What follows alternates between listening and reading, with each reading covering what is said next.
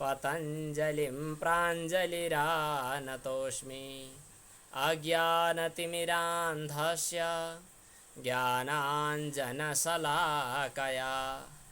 चक्षुरुन्मीलितं येन तस्मै श्रीगुरवे नमः। गुरु परम्परालाई वन्दना गरेर योग दर्शनको आजको स्वाध्याय शुभारम्भ गरौँ। हामीले हिजो हामीले 43औं सूत्रको अलि चर्चा गऱ्यौँ र केही अलिकति तात्पर्य विचार गर्न बाँकी थियो। हामी त्यहाँ पुगेर बसेका छौँ। स्मृति परिशुद्धौ स्वरूप शून्य इव अर्थमात्र निर्भाषा निर्वितर्का। हजुरहरूको लागि स्क्रिन सेयर। यसभन्दा अगाडि सवितर्कको लक्षण हामीले गरिसकेका थियौँ भने यसमा चाहिँ निर्वितर्का समापत्तिको चाहिँ हामीले चर्चा गऱ्यौँ। स्मृति परिशुद्धौ भन्नाले शब्द र अर्थ अथवा शब्द र प्रतीति स्मृति पूर्णतया निवृत्त भइसकेपछि पनि स्वरूप शून्य इव आफ्नो स्वरूप शून्य अथवा आफ्नो रूपले शून्य भएको जस्तो अर्थमात्र निर्भाषा भनेको केवल पदार्थ मात्र अर्थात् ध्येय ग्राह्य स्वरूप मात्र प्रत्यक्ष गर्नेवाला चित्तको स्थितिलाई निर्विकल्प भनिन्छ। सविकल्पमा ग्राह्य ग्रहण र शब्द अर्थ र ज्ञान यी तीनटा छुट्टा छुट्टै चाहिँ प्रतीत भएका छन्। यिनीहरू मुछिएका छन्, यिनीहरू मिश्रित भएका छन्। तर निर्विकल्पमा आइपुग्दाखेरि यी शब्द अर्थ र ज्ञान यी तीनटा विकल्पहरू छैनन्।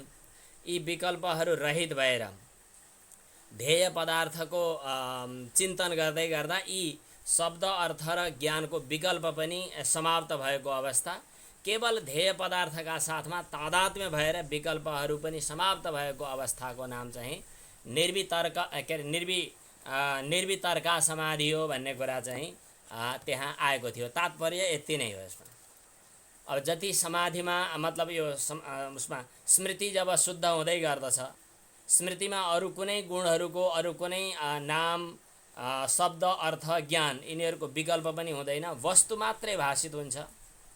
शब्द जस्तै उदाहरणको लागि एउटा घटह उच्चारण घैँटो भन्यो भने त्यहाँ तीनटा कुरा हुन्छन् भनेर हामीले हिजो चर्चा गरिसकेका थियौँ। शब्द अर्थ र ज्ञान। अब जस्तै कसैले पुस्तक भन्यो भने एउटा शब्द भयो, एउटा अर्थ भयो, एउटा तद विषयको ज्ञान भयो। अब सवितर्कमा चाहिँ यी तीनटै कुराहरूको मिश्रित रूपमा भए पनि यी तीनटै कुराहरूको भास हुन्छ, यिनीहरूको थाहा हुन्छ, जानकारी हुन्छ। निर्वितर्कमा पुग्दाखेरि ध्येय वस्तु मात्रै प्रकाशित हुन्छ। त्यहाँ चाहिँ ध्येय वस्तु मात्रै प्रकाशित हुँदा त्यसको शब्द अर्थ र ज्ञान यी तीनटाको विकल्प पनि पूर्णतया निवृत्त हुन्छ। मनमा कुनै व्यवधान नभइकन केवल ध्येय वस्तुलाई मात्रै उसले आफ्नो विषय बनाउँदछ। यस प्रकारको चाहिँ जो समाधि हो त्यसलाई निर्वितर्क समाधि के अरे निर्वितर्क समापत्ति भनेर बताइएको छ। निर्वितर्क समापत्तिको सम्बन्धमा हिजो हामीले भाष्यको चर्चा गर्दै थियौँ। भाष्यको चर्चा गर्दा अलिकति दर्शनान्तर अरू दर्शनको विषयहरूलाई स्पष्ट गर्न बाँकी पनि रहेको थियो हिजो। त्यसमा भन्न खोजेको कुरा के मात्रै हो भने म तात्पर्य मात्रै भन्ने यहाँहरूको आग्रह छ। तात्पर्य मात्रै कुरा के गर्ने भने निर्वितर्क समापत्तिको विषय के हुन्छ भन्ने विषयमा, जस्तै निर्वितर्क समापत्तिको विषय भनेको त्यहाँ ध्येय मात्रै रहन्छ, अरू स्मृतिहरू पूर्ण निवृत्त हुन्छन् भन्ने कुरा मूल रूपमा भनि नै हालियो। अरू सम्पूर्ण स्मृतिहरू निवृत्त भइसकेपछि ध्येय मात्र बाँकी रहन्छ, त्यो निर्वितर्क समाधि हो। त्यहाँ अर्थको तिनीहरूको चाहिँ प्रत्यक्ष अनुमान इत्यादि जो छन् श्रुत अनुमान आदि विकल्पहरू शून्य हुन्छन्, ध्येय पदार्थ मात्रै रहन्छ। त्यस किसिमको जो ज्ञान हो, त्यस किसिमको जो प्रत्यक्ष हो, त्यो प्रत्यक्ष चाहिँ आगम र अनुमानको पनि मूल कारण हो। त्यो चाहिँ निर्वितर्क समाधिबाट उत्पन्न भएको जो दर्शन हो, चिन्ता मतलब यो निर्वितर्क समाधिबाट प्राप्त भएको जो बोध हो, त्यो चाहिँ यस्तो खाले हुन्छ कि असङ्कीर्ण अर्थात् अरू प्रमाणहरूले त्यसलाई स्पर्श गर्दैनन्, अरू प्रमाणसँग त्यसको सङ्कीर्णता हुँदैन भन्ने कुरा यो उसको तात्पर्य थियो। अब यस पछाडि अलिकति एउटा टीकाकारले त मैले एक दुईवटा पुस्तकहरू हेरेँ, टीकाकारले टीका गरेको देखेँ, जहाँ हिजो हामी रोकिएका थियौँ, तस्या एक बुद्ध्युपक्रमदेखि लिएर पङ्क्ति, यो पङ्क्तिलाई चाहिँ खास योग दर्शनको सिद्धान्तसँग नजोडिएको हुनाले यो व्याख्या गर्नु आवश्यक पनि छैन। यसमा सिद्धान्त अलि अल्मलिएको जस्तो देखिन्छ, त्यसकारणले यो चाहिँ हाम्रो व्याख्याको विषय होइन भनेर अरू कसैले थपेको छेपको हो भनेर चर्चा गरेको छ, जहाँ हिजो हामी रोकिएका थियौँ। त्यसमा के मात्रै भनिएको छ भने बौद्धहरूको कुरा हो। बौद्धहरूले के भन्छन् भने शून्य नै विज्ञानको धर्म हो, अथवा वस्तु घट भन्यो, घट भनेको शून्यको नै एउटा अभिव्यक्ति हो भने कुनै पनि पदार्थ छैन भने। त्यसमध्ये 3टा 4वटा छुट्टा छुट्टै विकल्पहरू छन्। त्यहाँ कसैले चाहिँ सङ्घातवाद भनेको एउटा समूहलाई नाम मात्रै दिइयो, त्यो वस्तुतः वस्तु छैन। गाई भन्ने चिज छैन, किनभने गाई भन्ने ती अङ्ग प्रत्यङ्गहरूको एउटा थुप्रो मात्रै हो, गाई भन्ने वस्तु नै छैन। त्यसलाई सङ्घातवाद भनेर पनि भन्छन्। कसैले क्षणिक विज्ञान, एकदम छिनछिनमा चेन्ज भइरहने बुद्धि, एकदम सेकेन्डमा फेरिरहने बुद्धिको एउटा समूह हो पदार्थ, वस्तु। वास्तवमा वस्तु अर्को छैन भनेर उनीहरूले भन्छन्। उनीहरूको यो सिद्धान्तलाई सङ्घातवाद पनि भनिन्छ, अथवा उनीहरूको सिद्धान्तलाई क्षणिक विज्ञानवाद, यस्तो भन्छन्। उनीहरूकोमा भनाइ के छ भने, हजुरहरूलाई अब यसको तात्पर्य त बुझाउनै पर्यो। उनीहरूको भनाइ के छ भने कुनै पनि वस्तु अवयवीको रूपमा कुनै पदार्थ हुँदैन। त्यो अवयवहरूको समूहलाई त्यो नाम दिएको मात्रै हो, वस्तुतः अवयवहरूवाला कोही पनि हुँदैन। अर्थात् यो अङ्ग भएको, मेरा शरीरमा अङ्ग छ नि, नाक कान आँखा मुख, यिनीहरू यी अवयव भए। यो अवयवको समूह, अवयवी भन्ने अर्को चिज कुनै छैन। अवयवको समूहलाई नाम दिए मात्रै हो, अरू वस्तु नै छैन। जस्तै घैँटो भन्ने पदार्थ हुँदैन। घैँटो भन्ने पदार्थका बिचमा रहेका अवयव अङ्गहरू, साना टुक्रा माटाका कण जोडिएकोलाई त्यो नाम दिइयो। त्यही त्यो चाहिँ अवयवी भन्ने कुनै वस्तु नै हुँदैन। त्यो विज्ञानको धर्म त शून्य हो, त्यो एउटा मानिलिएको मात्रै हो, वस्तुतः छैन भनेर उनीहरूले भन्छन्। नभएको अवयवीलाई अवयवी मान्न थालेकाले उनीहरूको मतमा नभएको अवयवीलाई अवयवी मान्ने हो भने घटाकार बुद्धि, घट सम्झिने बुद्धि नै मिथ्या हुने भयो। त्यसकारणले उनीहरूको भनाइ बेठिक छ। त्यो अवयवी छैन भन्ने जो सिद्धान्त हो, त्यो अवयवी छैन भन्ने सिद्धान्त चाहिँ मिथ्या हुन्छ। त्यसकारणले हाम्रो चाहिँ सिद्धान्तमा अवयवी छुट्टै पदार्थ मान्नुपर्दछ। अर्थात् घैँटाका टुक्रा टाक्राहरू जो छन् अवयव, ती अवयव बाहेक अवयवी छुट्टै मान्नुपर्दछ। जुन अवयवी जो वस्तु हो, त्यो वस्तु नै निर्वितर्का समापत्तिको विषय हुन सक्छ भन्ने योग दर्शनको सिद्धान्त हो भनियो। अब यसको तात्पर्य अलिअलि बुझियो कि बुझिएन? जे होस्, निर्वितर्का समापत्ति भनेको चाहिँ जहाँ पदार्थ मात्र देखा परोस्, जहाँ शब्द अर्थ ज्ञानको विकल्प नै नदेखियोस्, यस किसिमको समापत्ति चाहिँ निर्वितर्का समापत्ति हो। सवितर्का र निर्वितर्का दुई किसिमका समापत्तिहरूको सम्बन्धमा संक्षिप्त रूपमा जो व्यास भाष्यको समेत तात्पर्य चाहिँ यही नै हो। अब यसको केही बाँकी त छैन होला। अब म छलफलकै क्रममा अलि बुझ्ने गरी नै अगाडि बढाउनु पर्ला जस्तो लाग्यो हिजोको अभिव्यक्तिबाट। हजुरहरूले केही यसैमा भन्न मन लागेदेखि अहिले भनिहालौँ। दर्शनको टीका छैन, टीकामा त शब्द अर्थ ज्ञान, शब्द र ज्ञान हटेर अर्थ मात्रै रहने भनेर हो। हजुर विकल्प नरहने भनेपछि त्यो अर्थ जसलाई हजुरले अहिले सोच्नुभयो त्यसलाई हामीले अवयवी भन्यौँ। अवयवी भनेको पदार्थ, वस्तु। त्यो वस्तु नै, पदार्थ नै, अवयवी नै छुट्टै मान्नुपर्दछ। जसले मान्दैनन् त्यो सिद्धान्त बेठिक हो भन्ने विषयमा हिजोको अलमल हो हाम्रो। पदार्थ त माने तिनमा विकल्प रहँदैन भन्ने कुरा हो। पदार्थ त देखा पर्यो, पदार्थमा चाहिँ कुनै न कुनै ठाउँमा रहनु पर्यो। त्यसकारणले यो सबै समाधि नै हो। पदार्थ त अर्थ भन्नु, पदार्थ भन्नु, वस्तु भन्नु ठिक छ। त्यहाँ शब्द र ज्ञान दुईटा रहँदैनन्, पदार्थ मात्रै रहन्छ। हजुर ठिकै छ। अब अगाडि बढौँ है त।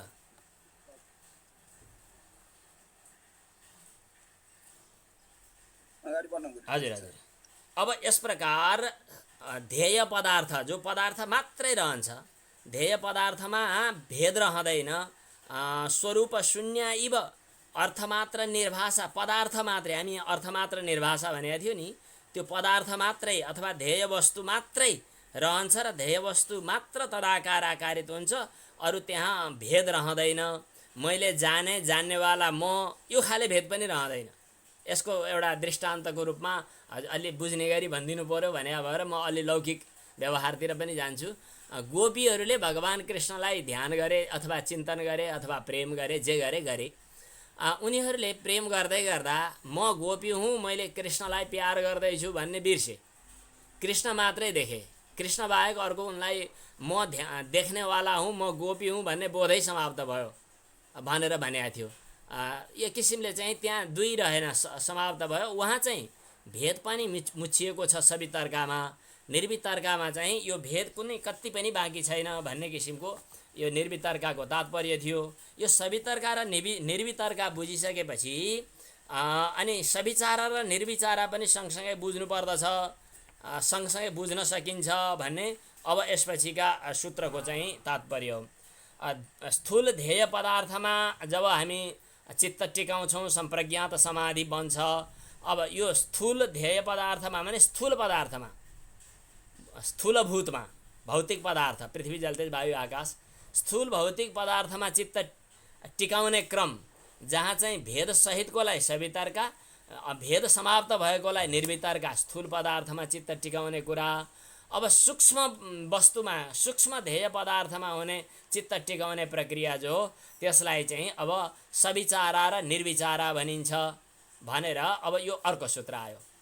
एतया एव सविचारा निर्विचारा च सूक्ष्म विषया व्याख्याता। एतया एव भनेको यही भनाइबाटै, यही प्रक्रियाबाटै, यही तरिकाबाटै सवितर्क र निर्वितर्कको कुरा बुझेपछि मात्रै सूक्ष्म विषय भनेको भूत सूक्ष्महरूलाई विषय गर्नेवाला जो समाधि हो त्यो समाधि चाहिँ सविचारा र निर्विचारा भनेर मानिएको छ। यसको पनि त्यही ढङ्गले बुझ्नु, त्यस ढङ्गले व्याख्याता भनेको व्याख्या गरियो।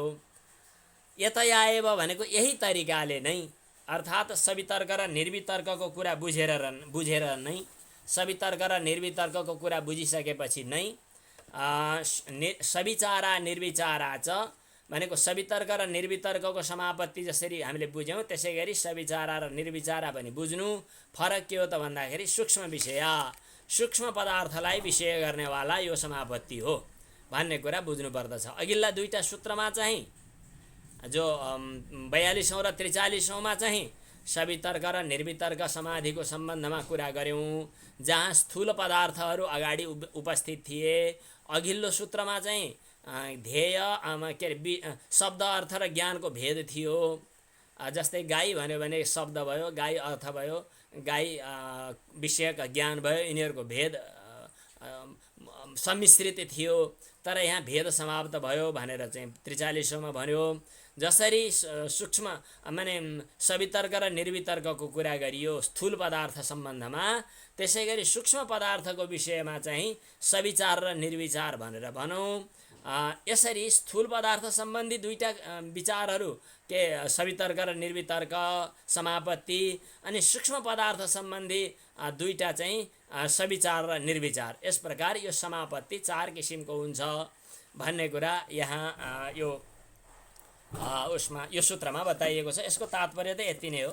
यसको तात्पर्य यति बुझियो भनेदेखि सूक्ष्म पदार्थ भनेपछि इक्जाम्पल कसलाई मान्ने गुरु कस्तो होला? इक्जाम्पल जस्तो अब जलको सूक्ष्म रस भन्ने त्यो चाहिँ अब यही पछाडि आउँछ। अब तन्मात्राहरू, भूत सूक्ष्महरू भनेर तन्मात्राहरू, त्यसको चाहिँ सविचारा र निर्विचारा भनेर अब यसपछि तन्मात्राहरूको कुरा यहीँनेरि अब पछाडि आउँछ। अब यस पछाडिकोमा आउँछ यहीँ। तत्र भूत सूक्ष्मेषु, हाम्रा पृथ्वी जल तेज वायु आकाश पञ्चमहाभूतहरू बाहिर हामीले जे देखिरहेका छौँ यिनीहरू बाहिरी स्थूल भए। यिनीहरूको भूत सूक्ष्म भनेको, यसका सूक्ष्म भनेको तन्मात्राहरू, देश काल र निमित्तद्वारा अनुभव गरिनेवाला वस्तुमा जो समापत्ति हो त्यो सविचारा हो। भूत सूक्ष्मेषु अभिव्यक्त धर्मेषु देशकाल निमित्तानुभवावच्छिन्नेषु या समापत्ति सा सविचारा। अब त्यसपछि यसमा पनि एक बुद्धि निर्ग्राह्यमेव उदित धर्म विशिष्टम भूत सूक्ष्मम आलम्बनीभूतम समाधि प्रज्ञायाम उपतिष्ठते। अब त्यहाँ पनि एक बुद्धि निर्ग्राह्य भनेको एउटै बुद्धिले मात्र ग्रहण गरिने, एक बुद्धि भनेको एकाकार, अनि विभिन्न धर्मविशिष्ट भएका सूक्ष्मभूतहरू जब आलम्बन स्वरूप भएर देखा पर्दछन् तिनीहरू समाधि प्रज्ञामा देखा पर्दछन्। अनि जो फेरि शान्त उदित र अव्यपदेश तीन किसिमका धर्मद्वारा अनवच्छिन्न भएको सर्वधर्मा नुपातिषु सर्वधर्मात्मकेषु समापत्ति भनेको शान्त उदित र अव्यपदेश यी तीन धर्मद्वारा अनवच्छिन्न भएको सबै धर्ममा अनुपतन गर्ने सर्वधर्मात्मक भूत सूक्ष्ममा यस किसिमको जो समापत्ति हो त्यो निर्विचारा समापत्ति। यहाँनेरि फरक के भयो भन्दाखेरि सविचारामा सूक्ष्मभूत यस्ता छन् भन्ने किसिमको आलम्बन बोध हुन्छ अनि समाधि प्रज्ञामा त्यो भूत सूक्ष्मको स्वरूप चाहिँ देखा पर्दछ। अनि जब चाहिँ त्यो स्वरूप शून्य जस्तै अर्थमात्र निर्भास हुन्छ अघि बताए जस्तै निर्वितर्का भने जस्तै त्यसलाई निर्विचारा समापत्ति भनिन्छ। टीकामा यसको संक्षेपमा यी कुराहरू आइसके सर्र पढ्छु मूल। या पुनः सर्वथा सर्वतः शान्तोदित अव्यपदेश्य धर्मानवच्छिन्नेषु सर्वधर्मानुपातिषु सर्वधर्मात्मकेषु समापत्ति सा निर्विचारा इति उच्यते। एवं स्वरूपं हि तद्भूतसूक्ष्मम् एतेनैव स्वरूपेण आलम्बनीभूतमेव समाधि प्रज्ञा स्वरूपम् उपरञ्जयति। प्रज्ञा च स्वरूप शून्या इव अर्थमात्रा यदा भवति तदा निर्विचारा इति उच्यते। अब यसलाई तल एकदम छोटोमा अलि सबै बुझ्न गाह्रो भयो भने अन्तिममा महद्वस्तु विषया सवितर्का यति भेद चाहिँ यो अन्तिम पंक्तिमा यो व्यास भाष्यमा आएको छ। महद्वस्तु विषया सवितर्का निर्वितर्का च सूक्ष्म विषया सविचारा निर्विचारा च एवं उभयो एतयो एव निर्वितर्कया विकल्प हानिर्व्याख्याता। यस प्रकार यी निर्वितर्कद्वारा आफ्नो निर्विचारा अनि विकल्प शून्यता चाहिँ यस प्रकार व्याख्यात भयो भनेर यो सूत्रमा बताइयो। यस प्रकार चारवटा समापत्तिहरू एउटा सवितर्क र निर्वितर्क अनि सविचार र निर्विचार समापत्तिहरूको यी सूत्रमा चर्चा भयो। अब यसपछिको सूत्रमा सूक्ष्म विषय भनेका के हुन् त? अघि सूक्ष्मभूत भन्यौँ हामीले, सूक्ष्म विषय भनेका के हुन् त भन्ने कुरा जो अघि जिज्ञासा थियो त्यसको चाहिँ अब यसमा यो सूत्रमा आयो। सूक्ष्म विषयत्वं च अलिङ्ग पर्यवसानम, सूक्ष्म विषयत्वं च अलिङ्ग पर्यवसानम यो सूत्रमा सूक्ष्म विषयहरू भनेका के हुन् भन्ने कुराहरूको चर्चा अब यहाँ आयो। सूक्ष्म विषयमा के कुराहरूको गणना गर्न सकिन्छ त भन्ने कुरा आयो। अब पृथ्वीको सूक्ष्म विषय अघि हामीले कुरा गऱ्यौँ। यद्यपि नैयायिकहरूले परमाणुलाई मान्छन् तर यो वेदान्तको र अब यहाँ पक्कै पनि योग दर्शनमा पनि यही तन्मात्रालाई नै सूक्ष्म मान्नुपर्ने हुन्छ। पृथ्वीको सूक्ष्म विषय गन्ध तन्मात्रा, जलको सूक्ष्म विषय रस तन्मात्रा, अनि तेजको सूक्ष्म विषय भन्ने हो भने त्यसलाई चाहिँ रूप तन्मात्रा, वायुको सूक्ष्म विषय स्पर्श तन्मात्रा, आकाशको सूक्ष्म विषय शब्द तन्मात्रा। यी चाहिँ सूक्ष्म पाँच महाभूतका विषयहरू भए। शब्द स्पर्श रूप र गन्ध रस अनि रूप स्पर्श र शब्द भए। अनि यिनीहरूको र मनसहित इन्द्रियहरूको सूक्ष्म विषय चाहिँ अहङ्कार, अहङ्कारको सूक्ष्म विषय महत्तत्व, महत्तत्वको सूक्ष्म विषय अथवा महत्तत्वको सूक्ष्म कारण चाहिँ प्रकृति। यस प्रकार सूक्ष्म विषयको चाहिँ जो लहर हो नि, सूक्ष्म विषयको पनि एक किसिमले यो भन्दा त्यो सूक्ष्म, त्यो भन्दा पनि त्यो सूक्ष्म, त्यो भन्दा पनि त्यो सूक्ष्म भन्ने पनि हुन्छ। अनि पृथ्वी जल तेज वायु आकाश यिनीहरूका सूक्ष्म विषयहरू भए। यिनीहरूको चाहिँ गणना गर्दै गर्दै गर्दै जाँदा अलिङ्ग पर्यन्तम भनेको चाहिँ प्रकृति पर्यन्त चाहिँ सूक्ष्म विषयको एउटा गणना छ। हामीले सांख्य दर्शनमा विशेष गरी 24 तत्त्वहरूको कुरा गर्दछौँ। यिनीहरूको सृष्टिको सम्बन्धमा पञ्चमहाभूतहरू, पञ्चमहाभूतबाट फेरि इन्द्रियहरू इत्यादि कुराहरू त छुट्टै भइहाले। तर जो पञ्चमहाभूत मन बुद्धि अहङ्कार यहाँ पुगेको छ, यसमा चाहिँ पञ्चमहाभूतका तन्मात्रा भनेको शब्द स्पर्श रूप रस गन्ध, अनि त्यसपछि चाहिँ यिनीहरूको पनि सूक्ष्म विषय अहङ्कार। यी सबै यिनीहरूको सूक्ष्म फेरि इन्द्रिय चाहिँ मन, मनसहितको सूक्ष्म विषय अहङ्कार, अहङ्कारको चाहिँ महत्तत्व, महत्तत्वको सूक्ष्म विषय प्रकृति। यसरी प्रकृतिसम्म सूक्ष्म विषयको गणना छ। पर्यन्तम भनेको अन्तिम सीमा त्यो, त्यहाँभन्दा पर चाहिँ सूक्ष्म पदार्थ अर्को लक्ष्य कोही छैन। जहाँ समाधि गरियोस् अथवा सविचार जो हामीले जो अघि बतायौँ नि, सविचार र निर्विचार समापत्ति सविचार निर्विचार समापत्तिका लागि विषय बनाइने चिज प्रकृतिभन्दा पर चाहिँ छैन। प्रकृतिभन्दा पर चाहिँ हुन त सूक्ष्म प्रकृतिभन्दा पनि पर भन्ने त छन त इन्द्रियभ्य परा अर्थ अर्थेभ्यश्च परम मनः मनसस्तु परा बुद्धिर यो बुद्धे परतस्तु सह गीतामा पनि सायद बुद्धेर आत्मा महान परह भनेर उपनिषदमा पनि आएको छ, सायद कठोपनिषदमा हो यो। इन्द्रियभ्य परा अर्थ, पर शब्दको अर्थ सूक्ष्म, इन्द्रियहरूभन्दा पनि पर अर्थात् सूक्ष्म चाहिँ विषयहरू छन्। त्यहाँ इन्द्रिय भन्नाले पृथ्वी जल तेज वायु आकाशका जो हाम्रो स्रोत त्वक चक्षु जिह्वा घ्राण एक एकवटा इन्द्रिय एक एकसँग सम्बन्धित छन्, तिनलाई लिएको भन्दा पनि भयो। इन्द्रियभ्य परा अर्थ, इन्द्रियहरूभन्दा पर चाहिँ अर्थ भन्नाले विषय छ। अर्थेभ्यश्च तन्मात्राहरू छन्। अर्थेभ्यश्च परम मनः, तिनीहरूभन्दा पनि पर चाहिँ मन छ। मनसस्तु परा बुद्धि, मनभन्दा पनि पर चाहिँ बुद्धि छ। अनि यो बुद्धे परतस्तु छ, त्यहाँ त्यसरी कुरा गरियो भने यहाँ अहम र महत्त्व यी दुईटालाई पनि बिचमा राखेर प्रकृति पर्यन्त सूक्ष्म पदार्थको परिगणना छ भनेर यहाँ बताइएको छ। अब यसको चाहिँ विश्लेषण विचार एकदम बुझिन्छ, यसमा चिन्ता मान्नुपर्ने नै छैन। यो व्यास भाष्यमा छ। संक्षिप्त रूपमा व्यास भाष्यको तात्पर्य सर्र पढ्यो भने सूक्ष्म विषय यी हुन् भन्ने कुरा प्रामाणिक रूपमा व्यासको भनाइबाट बुझ्न सकिन्छ। पार्थिवस्य अणोर गन्ध तन्मात्रम सूक्ष्मो विषय, पार्थिव अणुको सूक्ष्म विषय चाहिँ गन्ध तन्मात्रा हो। अनि जलका परमाणुको सूक्ष्म विषय चाहिँ रस तन्मात्रा हो।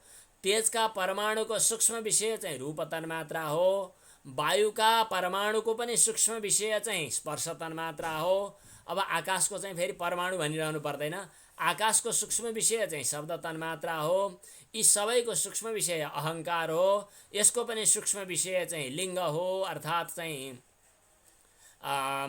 महत्त्व हो। महत्त्वको पनि लिङ्ग भन्नाले महत्त्व, लिङ्ग भन्नाले महत्त्व कसरी त भन्दा कसैको न कसैको कार्य हो, त्यो कार्यले कारणलाई चिनाउँछ, त्यस कारणले यो लिङ्ग भयो, चिनाउने चिज। लिङ्ग भनेको चिनाउने चिज। भने जस्तै धुवाँले आगोलाई चिनायो भने धुवाँ आगाको लिङ्ग भयो। भनेपछि यहाँ लिङ्ग भन्नाले प्रकृति पनि यहाँभन्दा माथि छ। म प्रकृतिको कार्य भएँ, मेरो कारण कोही न कोही प्रकृति छ भनेर प्रकृतिलाई चिनाउने भएको हुनाले महत्त्वलाई सूक्ष्म विषय भन्नु पर्यो। अनि लिङ्ग मात्रस्यापि अलिङ्गम, अब लिङ्ग भन्दा पनि लिङ्ग भन्नाले महत्त्व, महत्त्व भन्दा पनि सूक्ष्म विषय चाहिँ प्रकृति भयो, त्यसलाई अलिङ्ग भन्छन्। अलिङ्ग किन भने त भन्दा त्यसभन्दा पर अर्को कुनै सूक्ष्म छैन। अनि त्यो कसैको कारण हो भनेर यसबाट के अरे यो कसैको कार्य हो भनेर यसको कारण खोज्नुपर्ने छैन। यो कार्य र कारणलाई लिङ्ग र लिङ्गी भनेर भन्दा पनि भयो, लिङ्ग र अनि यसको चाहिँ मूल कारण। जस्तै मानव शरीरमा ज्वरो आयो, अहिले उदाहरणका लागि ज्वरो आयो, घाँटी दुख्यो, शरीर कटकटी दुख्यो, यो समस्या आयो भनिसकेपछि पक्कै पनि त्यो भयो क्यारे, जसलाई भन्नै पर्दैन अहिले नाम नलिरहँ, त्यो भयो क्यारे भनेर अड्कल काट्छौँ हामी। भनेपछि त्यो हुनुको लिङ्ग चाहिँ के भयो त भन्दा शरीरमा पीडा आउनु, शरीरमा चाहिँ कटकटी दुख्नु, ज्वरो आउनु अथवा हाछ्यौँ आउनु, घाँटी दुख्नु के हो, त्यो त्यसको चिनारी भयो, यो लिङ्ग भयो। यो लिङ्गले त्यसलाई चिनायो। तर प्रकृति यस्तो चिज हो जसले अर्को कसैलाई चिनाउँदैन, त्यस कारणले प्रकृति के भयो त भन्दा अलिङ्ग भयो। त्यो अलिङ्ग भन्दा पनि पर चाहिँ सूक्ष्म चिज कुनै पनि छैन। यहाँसम्म भाष्य भयो। होइन, अलिङ्ग प्रकृतिभन्दा पनि सूक्ष्म विषय पुरुष छ नि, किन छैन? पुरुष त प्रकृतिभन्दा पर अर्को छ त भनेर सोधियो। सोद्धाखेरि व्यास भाष्यमा भन्नुभएको छ कि हो, साँच्चै हो, सूक्ष्म हो, तर पनि लिङ्गदेखि पर अलिङ्गको सूक्ष्मता जसरी बताइयो त्यस्तै अलिङ्गभन्दा पनि पर सूक्ष्म पृथ्वी के अरे पुरुष छ भन्न मिल्दैन। किनभने लिङ्गको अन्वयी कारण भन्नाले उपादान कारण। जस्तै घडाको लागि चाहिँ माटो उपादान कारणलाई अन्वयी कारण भन्छन्, त्यो सँगसँगै घुम्ने हिँड्ने भएको हुनाले अन्वयी कारण भनिन्छ। त्यसै गरी जस्तै अब यिनीहरूको अन्वयी कारण ती भए भनेर हामी सूक्ष्म विषयहरूको कुरा गर्दै गयौँ। अन्वयी कारण भनेको हाम्रो यो शरीर बन्नका लागि यसको अन्वयी कारण चाहिँ पृथ्वी भयो, अन्न भयो भने जस्तै जुन चिज हाम्रो यहाँ घुसेर यहाँभित्र अन्वित भएर देखा परेको छ त्यसको मूल कारणलाई अन्वयी कारण भनेर भनिन्छ। यो चाहिँ लिङ्गको अन्वयी कारण चाहिँ पुरुष हुन सक्दैन। हेतुस्तु भवति अतः प्रधाने सौक्ष्म्यम निरतिशयम व्याख्यातम। त्यसकारणले प्रकृति सबैभन्दा सूक्ष्म हो भनेर भनियो, प्रकृतिभन्दा पनि पर अर्को सूक्ष्म भनेर अर्को चिजलाई भनिएको छैन। प्रधानमा सूक्ष्मता चाहिँ निरतिशयत्व भन्नाले प्रधानभन्दा पनि सूक्ष्म अर्को कोही छैन, त्योभन्दा पनि अतिशय सूक्ष्म भन्न कोही पनि छैन। त्यसकारणले प्रधानलाई सबैभन्दा पल्लो चाहिँ सूक्ष्म कारण भनेर भनियो। अब ठिकै छ, पुरुष चाहिँ प्रकृतिको अन्वयी कारण होइन, लिङ्ग मात्रको अन्वयी कारण होइन, निमित्त कारण हुनसक्छ। निमित्त कारण भनेको चाहिँ कार्य सँगसँगै नहिँड्ने कारण। यति चाहिँ सामान्यतया बुझ्नुपर्छ जस्तो लाग्छ, बुझिन्छ। भाष्यमा यो कुरा आयो, सर्र पढौँ मूल। पार्थिवस्य अणोः गन्धतन्मात्रं सूक्ष्मो विषयः आप्यस्य रसतन्मात्रं तैजसस्य रूपतन्मात्रं वायवीयस्य स्पर्शतन्मात्रं आकाशस्य शब्दतन्मात्रम् इति तेषाम् अहङ्कारः, तिनीहरूको अहङ्कार। अस्यापि लिङ्गमात्रं सूक्ष्मो विषय, त्यसभन्दा पनि सूक्ष्म विषय महत्तत्व। अनि लिङ्गमात्रस्यापि अलिङ्गम सूक्ष्मो विषयः, महत्तत्वको पनि सूक्ष्म विषय अलिङ्ग अर्थात् प्रकृति। न च अलिङ्गात् परम सूक्ष्मम् अस्ति, प्रकृतिभन्दा पर अर्को सूक्ष्म कोही पनि छैन। फेरि सोध्यो, ननु अस्ति पुरुष सूक्ष्म इति, पुरुष छैन र त्यहाँभन्दा सूक्ष्म छ नि त भन्दा सत्यम हो हुन त, तर त्यस्तो खाले सौक्ष्म्य होइन। जसरी लिङ्गभन्दा पर अलिङ्ग सूक्ष्म छ भनियो, त्यसै गरी अलिङ्गभन्दा पर पुरुष सूक्ष्म छ भनेर भन्न मिल्दैन। यथा लिङ्गात् परम अलिङ्गस्य सौक्ष्म्यम न च एवं पुरुषस्य, किन्तु लिङ्गस्य अन्वयी कारणं पुरुषो न भवति हेतुस्तु भवति। मात्र त्यो उपादान कारण होइन, निमित्त कारण हो भनौँ। तर सबैभन्दा सूक्ष्मतम भनेको के हो त भन्दा प्रकृति नै हो। अतः प्रधाने सौक्ष्म्यम निरतिशयम व्याख्यातम। यहाँसम्म भयो, ठिकै छ नि त, यसको बुझिएकै छ।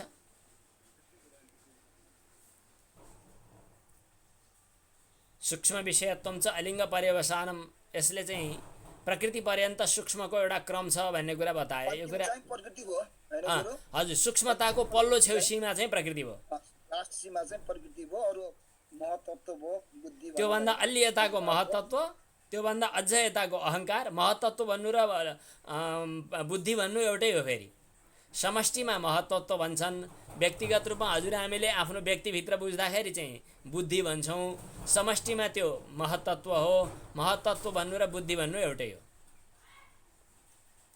त्योभन्दा पर प्रकृति। तीनटा गुण आउँछ भन्ने कुरा भएको छ नि गुरु। हजुर, ओमकारबाट तीनटा, ओमकारबाट फेरि रजगुण तमगुण सत्वगुणको भएर सृजना भएर हो प्रकृतिमै हो त्यसको बीज त। तर अहङ्कारमा आइसकेपछि त्यसका अनि देखा पर्दछन्। हजुर, अब यसपछिको अगाडि ता एव सबीजः समाधिः, ता एव सबीजः समाधि स तौ ते भन्यो भने स भनेको त्यो, तौ ती दुई, ते तिनीहरू। तर स्त्रीलिङ्गमा सा भनेको एउटीलाई त्यो, अनि दुईटीलाई ते, अनि धेरैवटीलाई भन्नुपर्यो भने ताहा भन्नुपर्छ। ताहा एव भनेको तिनीहरू नै भन्यो। कसको भने भन्दाखेरि ती सबै समापत्तिहरू। के समापत्ति भन्दा निर्वितर्का सवितर्का, निर्विचारा सविचारा, यी चारवटा समापत्तिहरूलाई एकैचोटि लिनु पर्यो भने तिनीहरू भन्नु पर्यो। तिनीहरू भनेको चाहिँ निर्वितर्क निर्विचार, सवितर्क सविचार जति छन् यिनीहरू सबै निर्बीज होइनन्, यिनीहरू सबै सबीज समाधि हुन्। यिनीहरू सबीज समाधिभित्र पर्दछन्, किनभने यिनीहरूमा कुनै न कुनै रूपमा बीजको रूपमा ध्येय पदार्थ देखा पर्दछ। ध्येय पदार्थलाई चाहे सूक्ष्म होस् चाहे स्थूल होस्, चाहे त्यो माने शब्दार्थ ज्ञानको मिश्रण भएको होस् चाहे शब्दार्थ ज्ञान नमिसिएको छुट्टा छुट्टा, मतलब शब्दार्थको मतलब ज्ञानको र शब्दको चाहिँ प्रतीति नभएको होस्, जे भए पनि त्यहाँ कुनै न कुनै ध्येय पदार्थ कुनै न कुनै रूपमा रह्यो, बिउको रूपमा रह्यो। त्यसकारणले ती चारवटै समाधिहरूलाई सविचार समाधि के सबीज समाधि भनेर भन्नुपर्दछ भन्ने यो सूत्रले बतायो। अब यसको भाष्य सर र मूल पढ्दा पनि पुग्छ। ताश्च तस्रः समापत्तयः बहिर्वस्तु बीजा इति समाधिरपि सबीजः। यी चारवटै समापत्तिमा कुनै न कुनै रूपमा बाहिर बीज रहने भएको हुनाले यिनीहरूलाई सबीज समाधि भन्नु पर्यो। स्थूले अर्थे सवितर्कः निर्वितर्कः, स्थूल पदार्थ अगाडि हुँदा सवितर्क समापत्ति र निर्वितर्क समापत्ति, सूक्ष्ममा चाहिँ सविचार समापत्ति र निर्विचार समापत्ति, यस प्रकार चारवटा समाधि, चारवटा सबीज समाधिका भेदहरू भनेर उपसङ्ख्यातः भनेर बताइयो, गणना गरियो। उपसङ्ख्यात भनेको गणना गरियो भनेर बुझ्नु पर्यो। यसको ठिकै छ, यस्तो सजिलै छ, यो बुझियो। अब अगाडि बढाउँ।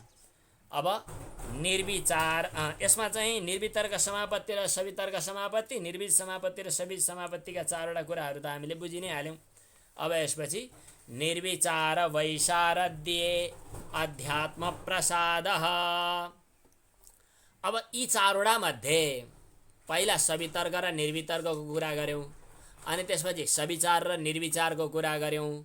अब सवितर्क भन्दा निर्वितर्क अलिकति मसिनो सूक्ष्मतिर गयो, अनि त्यहाँभन्दा पनि सविचार आयो, सविचारभन्दा पनि सूक्ष्म निर्विचार आयो। अब निर्विचार समाधि यी चारवटा मध्ये पल्लो छेउको समाधि भयो भनौँ न, अलि बढी सूक्ष्म, अलि बढी संवेदनशील, अलि बढी गहिराइमा पुगेपछिको समाधि। यद्यपि चारवटै सबिज हुन्। निर्विचार वैशारद्ये भनेको निर्विचार समाधि चाहिँ विशारद अर्थात् निर्मल अथवा बढी खारिँदै गएपछि भनौँ न, योगीलाई अध्यात्म प्रसाद प्राप्त हुन्छ भन्यो। निर्विचार समाधिको जब अभ्यास हुन्छ त्यतिखेर योगीहरूको चित्त एकदमै परिपक्व भइसकेको हुन्छ। समाधि स्थितिमा त्यो पुग्नका लागि अब कुनै दोष बाँकी छैन। उसले सबै गर्नुपर्ने कुराहरू गरिसकेको हुन्छ। पछाडि आएको छ नि परमाणु परम महत्वान्तोस्य वशीकारः, सबैमा उसको वशीकार अवस्था आइपुग्छ। अनि यस प्रकार योगीको बुद्धि अत्यन्त निर्मल, अत्यन्त सूक्ष्म अनि प्रज्ञा प्रकाशित हुने काम हुन्छ।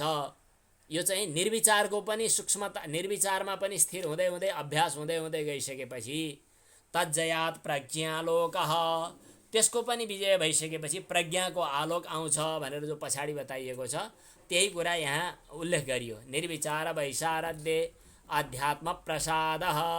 अब यसको थोरै भाष्य। अशुद्धि आवरणमलापेतस्य प्रकाशात्मनः बुद्धिसत्त्वस्य रजस्तमोभ्याम अनभिभूतः स्वच्छः स्थितिप्रवाहो वैशारद्यम्।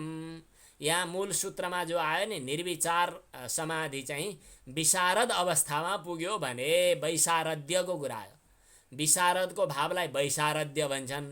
सामान्य रूपमा विशारद भनेको निपुण, विद्या विशारद, साहित्य विशारद, योग विशारद, यो एउटा उपाधि दिने चलन पनि हुन सक्छ।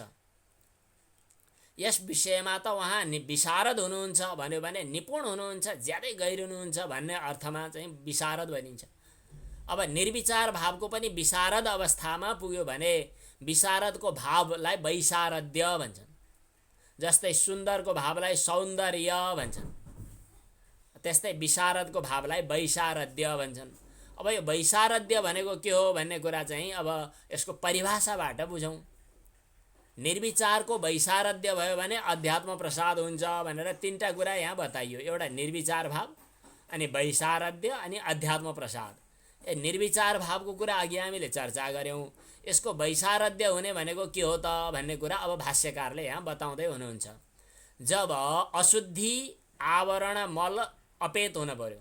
अशुद्धि भनेको रजोगुण तमोगुण बढी हुनुलाई अशुद्धि भन्नु पर्यो क्यारे, होइन र? शुद्ध गुण सत्वगुण बढी हुनुलाई शुद्धपन भन्नु पर्यो।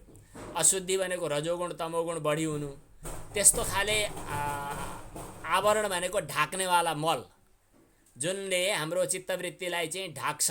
रजोगुण तमोगुण बढी भयो भने अशुद्धि आवरण मल, अशुद्धि अर्थात् रजोगुण तमोगुण रूपी आवरण मल चाहिँ भएन भने अब के हुन्छ त भन्दा प्रकाश स्वभाववाला सत्वगुण बढी भएको बुद्धिसत्व, जो रजोगुण र तमोगुणले नढाकिएको, रजोगुण तमोगुण समाप्त भए, रजोगुण तमोगुणले नढाकिएको स्वच्छ अवस्था, त्यो स्वच्छ अवस्थामा स्थित भइरहनु, त्यसलाई वैशारद्य भनिन्छ। अशुद्धिको आवरण रूपी मलले नढाकिएको प्रकाशात्मक बुद्धिमा शुद्ध सत्व मात्र अगाडि प्रकाशित भएको, रजोगुण र तमोगुणले नढाकिएको स्वच्छ स्थिति जो हो त्यसलाई चाहिँ वैशारद्य भनिन्छ। जुन अवस्थामा निर्विचार समाधिमा पनि वैशारद्य घट्दै गर्छ, वैशारद्य स्थित हुँदै गर्दछ, त्यतिखेर योगीलाई अध्यात्म प्रसाद चाहिँ प्राप्त हुन्छ। त्यो अध्यात्म प्रसाद जुन अध्यात्म प्रसाद प्राप्त हुन्छ त्यो कस्तो खाले हुन्छ त भन्दाखेरि यथाभूत वस्तु विषयक हुन्छ। त्यहाँ क्रमानुरोधी क्रम पनि आवश्यक पर्दैन अनि एकैचोटि सबै कुरालाई एकैचोटि प्रकाशित गर्नेवाला हुन्छ अनि विज्ञानालोक प्रकाशित हुनेवाला हुन्छ, स्पष्ट हुन्छ, सफा। त्यसको एउटा श्लोकबाट चाहिँ यहाँ बताइयो। एउटा श्लोक चाहिँ पढ्न पनि रमाइलो छ, यो श्लोक छुट्टै पढ्न पनि सकिन्छ है। प्रज्ञा प्रसादमारुह्य अशोच्यः शोचतो जनान् भूमिष्ठानिव शैलस्थः सर्वान् प्राज्ञोनुपश्यति। प्रज्ञा प्रासादमारुह्य, प्रज्ञारूपी प्रासाद, प्रासाद भनेको महल, प्रज्ञारूपी महलमा माथि अट्टालिकामा अग्लो ठाउँमा धरहरामा चढेर, अशोच्य भनेको चाहिँ त्यस्तो भएर, शोचतः जनान भनेको आफू चाहिँ अशोच्य शोकरहित छ, आफूमा शोक छैन किनभने चेतनाको उचाइमा पुगेको छ।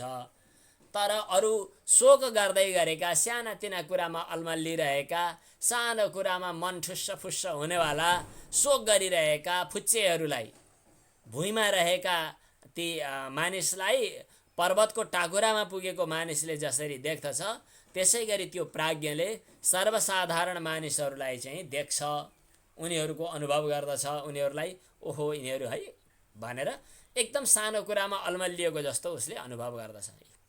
प्रज्ञा प्रासादमारुह्य अशोच्यः शोचतो जनान्, प्रज्ञाको उचाइमा पुगेको छ त्यो, आफू शोकरहित छ, अरूले शोक गरिरहेका मानिसलाई उसले देख्छ।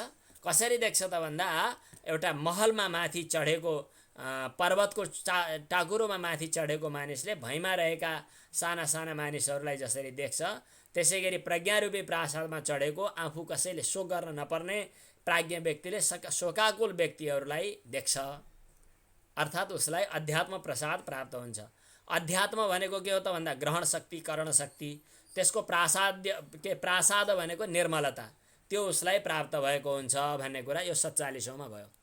अब ऋतम्भरा तत्र प्रज्ञा, त्यतिखेर जुन प्रज्ञा प्राप्त हुन्छ त्यो ऋतम्भरा भनेर भनिन्छ भनौँ। त्यतिखेर समाहित चित्त भएका त्यो साधकको जो प्रज्ञा प्राप्त हुन्छ त्यसको नाम हो ऋतम्भरा। ऋतम्भरा शब्दको अर्थ के हो त? ऋत शब्दको अर्थ सत्य हो, सत्यलाई नै भरण गर्ने भएको हुनाले ऋतम्भरा भयो। अन्वर्थ संज्ञा भन्छन् नि, अर्थ मिल्दो संज्ञा। जस्तै कसैलाई अमरबहादुर भन्यो मर्यो, मर्छ नि, त्यो अमरबहादुर मर्यो भने त्यो अन्वर्थ संज्ञा भएन, बेकारको संज्ञा भयो। कोही अमर नाम राखेको मान्छे मर्दै मरेन भने अन्वर्थ संज्ञा भयो, नाम मिल्ने अन्य अर्थ मिल्ने नाम। यो चाहिँ प्रज्ञा चाहिँ ऋतम्भरा भनेको सत्यलाई मात्रै भरण गर्ने भएको हुनाले, यथार्थ वस्तु प्राप्त गर्ने ग्रहण गर्ने भएको हुनाले ऋतम्भरा भनियो। त्यहाँ कुनै उल्टो पाल्टो विपर्यासको अलिकति पनि गन्ध छनक छैन, झुक्किने अल्मलिने ढाँटिने यस्तो कुनै सम्भावना छैन। यो कुरा चाहिँ ऋतम्भरा तत्र प्रज्ञा भन्ने यो सूत्रमा उल्लेख गरिएको छ, जहाँ यो अरू शास्त्रको प्रमाण पनि यहाँ बताइयो कि आगमेनानुमानेन, यो मूल सूत्र कहाँबाट ल्याइयो भन्ने स्रोत चाहिँ देखिएन। भाष्यकार त्यतिखेर व्यासले उद्धरण गर्नुभयो, तर अन्यत्र कहीँको यो प्रमाण हुन सक्छ। आगमेनानुमानेन ध्यानाभ्यास रसेन च त्रिधा प्रकल्पयन् प्रज्ञां लभते योगमुत्तमम्। आगमेन भनेको आगम प्रमाण, अनुमानेन अनुमान प्रमाण, अनि ध्यानाभ्यास रसेन भनेको सम्मानपूर्वक ध्यानाभ्यास, यी तीन प्रकारद्वारा प्राप्त भएको जो प्रज्ञा हो, उत्पन्न भएको प्रज्ञा, त्यसले उत्तम योग प्राप्त गर्दछ भनेको यसभन्दा माथिको उत्तम योगमा अब आरूढ हुने योग्यता हुन्छ।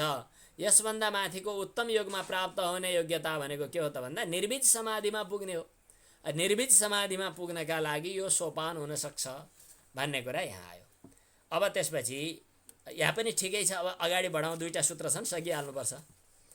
अब श्रुतानुमान प्रज्ञाभ्याम अन्य विषया विशेषार्थत्वात्, अहिले हामीले जो प्रज्ञा प्राप्त गर्ने कुरा गऱ्यौँ, यो ऋतम्भरा प्रज्ञा अर्थात् सत्य स्वरूपलाई ग्रहण गर्ने प्रज्ञा, त्यहाँनेरि पुग्दाखेरि विशेषता के हुन्छ त भन्दा श्रुत अनुमान प्रज्ञाभ्याम भनेको सुनेको आधारमा र अनुमानको आधारमा प्राप्त हुने जो प्रज्ञा हो त्योभन्दा भिन्नै कुरा हो।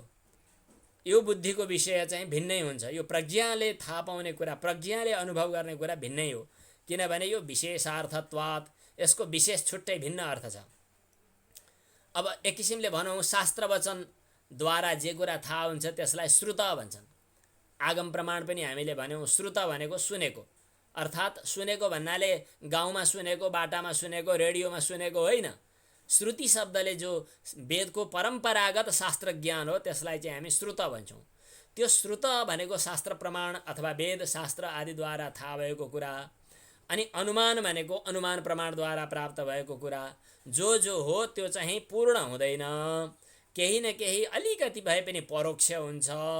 अनुमानबाट पनि सामान्य ज्ञान हुने हो, पूर्ण ज्ञान हुने होइन, माने पूर्ण अनुभूतिमै आउने होइन। अनुमानबाट पनि कतिपय सूक्ष्म पदार्थहरूमा अनुमानको गति नै पुग्दैन। वेदशास्त्रमा पनि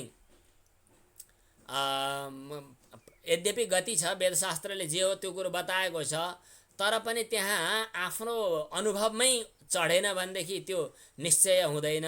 कतिपय कुराहरू त्यहाँ पनि अनुमान लगाउनु पर्नेवाला हुन्छ, पूर्ण ज्ञान हुँदैन। तर ऋतम्भरा प्रज्ञाबाट जो ज्ञान प्राप्त हुन्छ त्यो चाहिँ यथार्थ हुन्छ, पूर्ण हुन्छ। त्यसकारणले अनुमानगम्य, अनुमानबाट गरिने ज्ञान अनि श्रुतबाट प्राप्त हुने ज्ञान भन्दा पनि ऋतम्भराबाट प्राप्त हुने जो ज्ञान हो त्यो विशेष छ भन्ने यो सूत्रमा आयो। अनि त्यसपछि यसबाट यसको सर्र पढौँ है। श्रुतम आगम विज्ञानम च तत् सामान्य विषयम। श्रुतले पनि आगमले पनि जानिने सामान्य विषयवाला हो। आगमले भनेको शास्त्रले पनि विशेष ढङ्गले बताउन सक्दैन, किनभने विशेषेण कृतसङ्केतः शब्द इति नहि विशेषेण, माने आगमद्वारा विशेष प्रकारले ग्रहण गर्न सकिँदैन। अनुमान पनि सामान्य विषय हुन्छ। जस्तै उदाहरणको लागि गतिमत चन्द्र तारकम भनेर हामीले अनुमान प्रमाणको प्रकरणमा पढेका थियौँ। त्यो देखेर गतिमान रहेछ, किनभने बिहान यहाँ थियो बेलुका वहाँ पुग्यो, त्यसकारणले गतिमान रहेछ भनेर अड्कल त काटियो, तर त्यसले वस्तुलाई प्रत्यक्ष रूपमा ग्रहण गराउन सक्दैन। जहाँ प्राप्ति त्यहाँ गति, जहाँ प्राप्ति छैन त्यहाँ गति हुँदैन भन्ने कुरा हामीले अनुमानमा पनि बताइयो। त्यो सामान्यतः दृष्ट अनुमान हो। अनुमान पनि तीन किसिमका भनेर बताइएको छ। सामान्यतो दृष्ट अनुमान हो त्यो। विशेषतः अनुमानलाई पनि थाहा पाउनका लागि अर्कै आवश्यक पर्दछ। अनुमानेन च सामान्येन उपसंहारः। अनुमानद्वारा सामान्य ढङ्गले नै कुराकानी थाहा पाइने हो, सामान्य मात्रको उपसंहार हुने हो। न विशेषः कश्चित् अस्ति, त्यसबाट विशेष हुँदैन। अनि श्रुतबाट पनि, श्रुतानुमानबाट पनि त्यो कुरा हुन सक्दैन। लौकिक प्रत्यक्षबाट पनि त्यस ढङ्गको ग्रहण हुन सक्दैन। त्यसकारणले श्रुत अनुमानद्वारा ग्रहण गरिने जो प्रज्ञा हो त्योभन्दा विशेष प्रज्ञा यो छुट्टै अन्य विषय छ। यो विशेषार्थक भएको हुनाले यो चाहिँ यो सूत्रको व्यास भाष्यको सार भयो। अब यसपछि समाधि प्रज्ञा प्रतिलम्भे योगिनः प्रज्ञाकृतः संस्कारः नभो नभो जायते। जब यस प्रकार समाधिबाट प्राप्त भएको ऋतम्भरा प्रज्ञा जब प्रकाशित हुन थाल्छ त्यतिखेर प्रज्ञाद्वारा प्राप्त भएको संस्कार नयाँ नयाँ संस्कारहरू बन्छन्। ती संस्कारले अरू संस्कारलाई रोकिदिन्छ, प्रतिबन्धित गर्दछ। अरू चाहिँ सामान्य संस्कारलाई यसले प्रतिबन्धित गरिदिन्छ भन्ने कुरा अबको सूत्रमा आउँछ। तज्जः संस्कारः अन्य संस्कार प्रतिबन्धी। तज्जः भनेको त्यो प्रज्ञाबाट प्राप्त संस्कारले अन्य संस्कार प्रतिबन्धी भनेको अरू लौकिक, अरू सामान्य, अरू चाहिँ स्थूल संस्कारहरूलाई अरू विषयगत संस्कारहरूलाई प्रतिबन्धित गर्दछ। जसले जस्तो वस्तुको अनुभव गर्दछ, कसैले कुनै पनि वस्तुको अनुभव गर्दछ, कुनै पनि कर्म गर्दछ, कुनै पनि केही काम गर्दछ भने त्यसको केही न केही संस्कार चाहिँ आशय चाहिँ अन्तःकरणमा आइ नै रहन्छ भन्ने कुरा हामीले पछाडि के क्लेशमूलः कर्माशयः दृष्टादृष्टजन्म वेदनीयः भन्ने सूत्रमा आउँछ। त्यही संस्कारले चाहिँ हामीलाई जन्म मृत्युमा भड्काइरहेको हुन्छ। सतिमूले तद्विपाको जात्यायुर्भोगाः। जाति हुने, जन्म हुने, भोग हुने, आयु हुने इत्यादि संस्कारकै बलमा हुने हो। को कस्तो घरमा कहाँ कसरी जन्मिने यी सब संस्कारका तारतम्य हुन्। यो सबै संस्कार चाहिँ हाम्रा अन्तःकरणमा जम्मा भएका संस्कार छन्। यी संस्कारहरूबाट जब यो प्रज्ञा संस्कार प्रकट हुन्छ, प्रज्ञाबाट प्राप्त संस्कारले ती अरू प्राक्तन संस्कारहरू, पूर्व संस्कारहरूलाई समाप्त गरिदिन्छ। समाप्त गरिदिइसकेपछि यो जो प्रज्ञा प्रकट भइसकेपछि यस किसिमको बुद्धि प्रकट हुन्छ कि जसले यथार्थ स्वरूपको भाषित हुन्छ, आफ्नो स्वरूप भाषित हुन्छ। त्यसपछि प्रकृतिका कार्यहरूमा स्वतः वैराग्य प्राप्त हुन्छ अनि पूर्वतन संस्कारहरू स्वतः नष्ट हुन्छन्। त्यसपछि योगी कैवल्य अवस्थामा पुग्ने तयारीमा पुग्छ। त्यसका लागि चाहिँ यो प्रज्ञा संस्कार, प्रज्ञाजनित संस्कार चाहिँ आवश्यक छ। यो चाहिँ यसको भाव भयो। अब यसको सामान्य भाष्य। समाधि प्रज्ञा प्रतिलम्बे योगिनः प्रज्ञाकृतः संस्कारः नवो नवो जायते तज्जः संस्कारः अन्य संस्कार प्रतिबन्धी समाधि प्रज्ञा प्रभव संस्कारः व्युत्थान संस्काराशयं बाधते। अरू बेलाको जो संस्कारको आशय हो, आशय भनेको हामीले पछिल्लो सूत्रमा पछाडि आएर बताउनेछौँ, कर्माशयः भनेको चाहिँ आशय भनेको चाहिँ संस्कार बटुल्ने कन्टेनर हो। ती संस्कारको आशयहरूलाई चाहिँ बाधित गर्दछ अथवा कन्टेनरमा फोहोरमा जो विगतका फोहोरहरूको संस्कारले चाहिँ हामीलाई प्रतिबन्धित गर्ने हो, त्यो सब समाप्त हुन्छ। व्युत्थान संस्कार अभिभव भइसकेपछि त्यसबाट देखा पर्नेवाला प्रतीति ज्ञानहरू पनि हुन माने अनुभवहरू पनि हुन छोड्छन्। प्रत्यय निरोध हुँदाखेरि जब चित्तवृत्तिहरू त्यस किसिमका हुन छोड्छन्, समाधि स्थित हुन्छ। त्यसपछि समाधि प्रज्ञा प्राप्त हुन्छ। समाधि प्रज्ञाबाट प्रज्ञाकृत संस्कारहरू नै आउँछन्। त्यही किसिमको संस्कार आएपछि नयाँ नयाँ संस्कारहरू पैदा हुन्छन्, जो पहिला व्युत्थान अवस्थाका संस्कारहरू समाप्त हुन्छन्। अनि यस प्रकारको संस्कारले कथमसो संस्कारातिशयश्चित्तं साधिकारं करिष्यति न करिष्यति। अब एउटा चिन्ता के छ भने नि, यहाँनेरि आएपछि मनमा जुन संस्कार बन्यो त्यो संस्कार भोग्नका लागि त हामी बाध्य हुन्छौँ। प्रज्ञाद्वारा तयार भएको संस्कारले पनि फेरि हामीलाई भोग गर्न बाध्य बनाउँदैन र भनेर शङ्का गर्यो। यो संस्कारले हाम्रो चित्तलाई अरू कुनै कर्ममा जन्ममा बाध्य हुने किन बनाउँदैन र भनेर सोधेका थियो। सोद्धा उत्तर दिनेवाला व्यासले भन्नुभयो उत्तर दिँदै कि प्रज्ञाकृत संस्कारहरूले के गर्छन् त भन्दा पूर्वतन पहिलेका क्लेश आदिलाई नष्ट गरिदिन्छन्।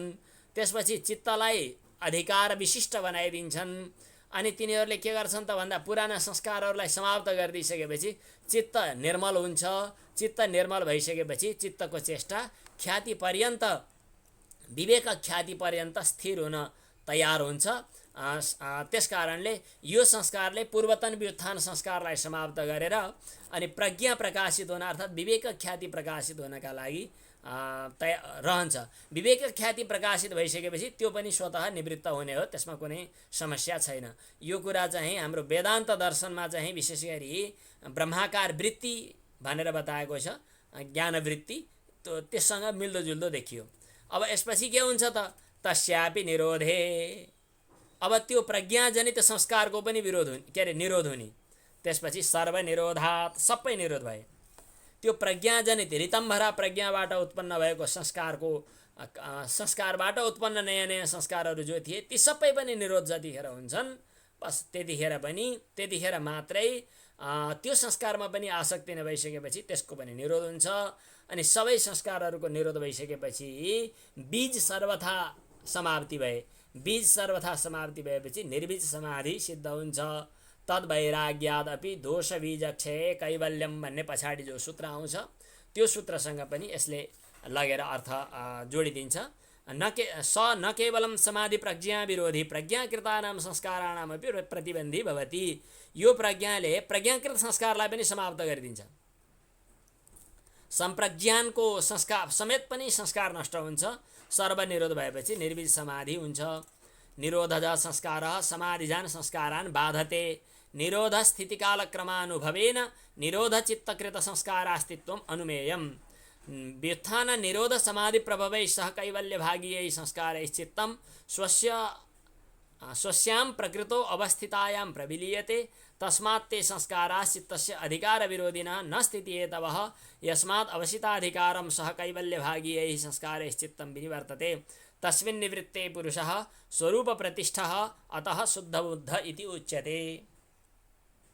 यस प्रकार निर्विज समाधिमा पुर्याउने काम एक किसिमले समाधिको अन्तिम सीमामा निर्विज समाधिमा पनि पुर्याउने गरी यो समाधिपाद आज पूर्ण भएको छ। हाम्रो 1 सप्ताह पुरा भयो क्यारे। यसमा 1 सप्ताह लगायौँ। अब अगाडिका पाठहरूमा 1 सप्ताह नलगाउँला। सारांशहरूलाई अलिकति बुझ्ने गरी नै लैजाने म प्रयत्नरत रहनेछु। तर उही संस्कार त हो नि, आफूले पढ्ने पढाउने संस्कार जुन ढङ्गको रह्यो त्यही ढङ्गकै सायद जान्छ होला। म प्रयत्नरत रहनेछु यहाँहरूलाई अझै सुबोध्य होस् भनेर आज यहाँ विश्राम। ओम।